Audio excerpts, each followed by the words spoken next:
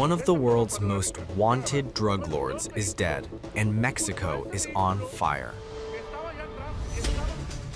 In a dramatic military operation in the early hours of Sunday morning, Mexican forces killed Nemesio Oseguera Cervantes, better known as El Mencho, the feared leader of the Cartel de Jalisco Nueva Generación.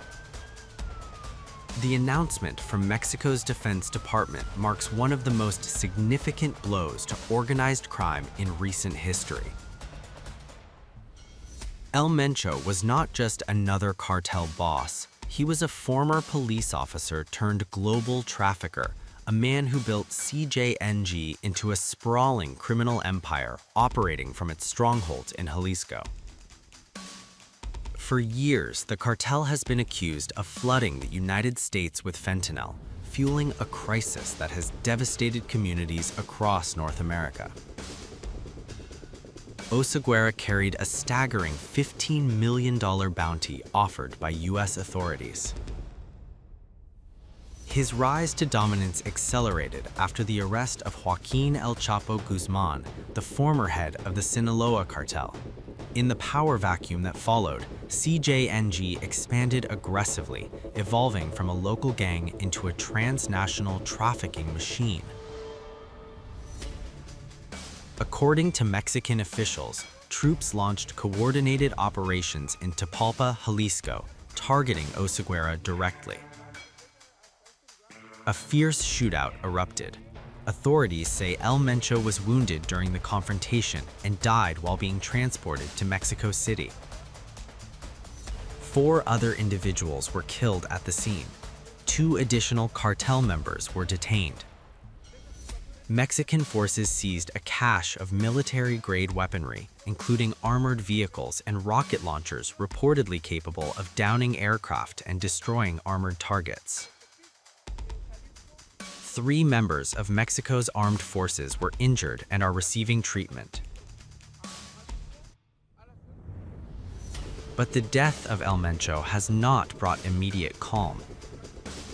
Instead, it has triggered chaos.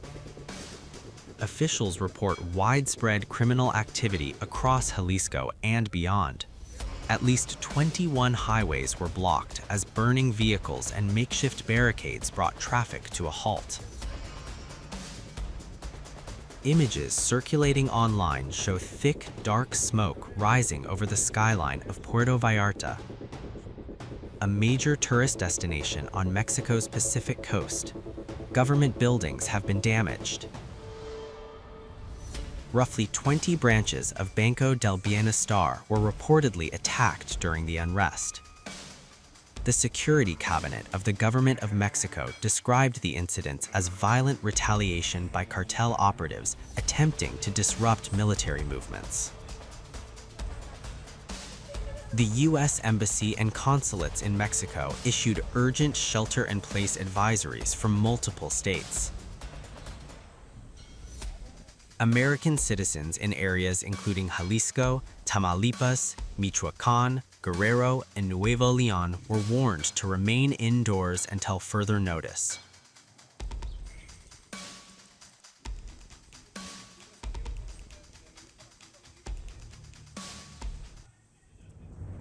Jalisco Governor Pablo Lemus Navarro confirmed the region remains under Code Red.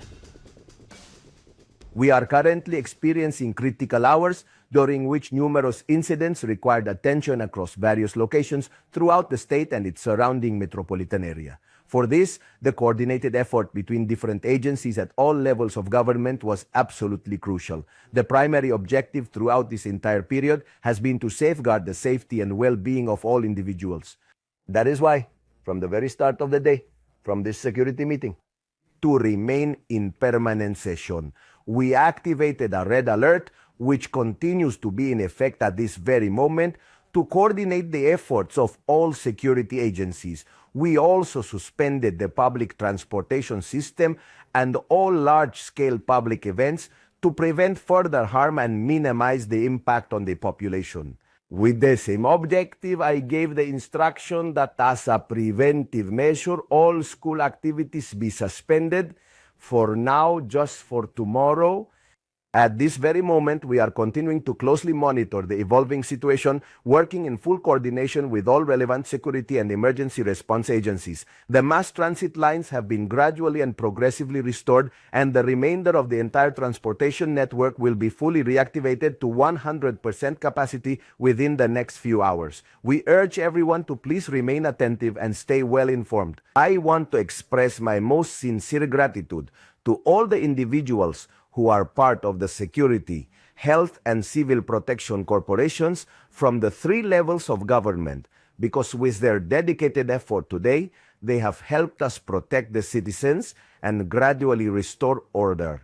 What we are experiencing today is truly exceptional, and I also want to extend my deepest appreciation to the people of Jalisco, because in the face of the great uncertainty during those initial hours, they always acted in a responsible manner, diligently following all the recommendations and without taking any unnecessary risks. To the powers of the state, to the deputies, both male and female, to judges and magistrates, to the municipal presidents, both male and female, of the 125 municipalities of Jalisco, I ask that we remain united to face this great responsibility. National Guard and Army units from neighboring states have been mobilized to reinforce security. The operation was conducted as part of bilateral coordination with the United States. Mexican authorities confirmed that U.S. intelligence played a complementary role in tracking Oseguera.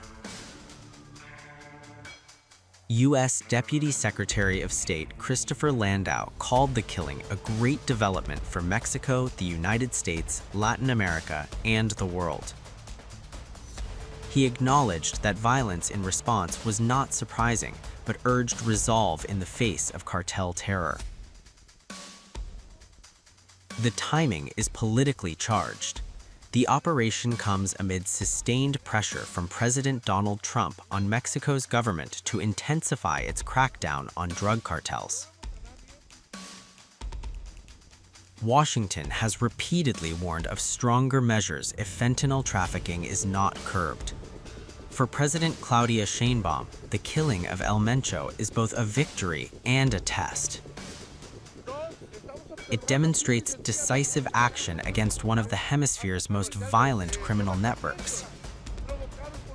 Yet history shows that removing a cartel kingpin can fracture organizations and unleash further instability.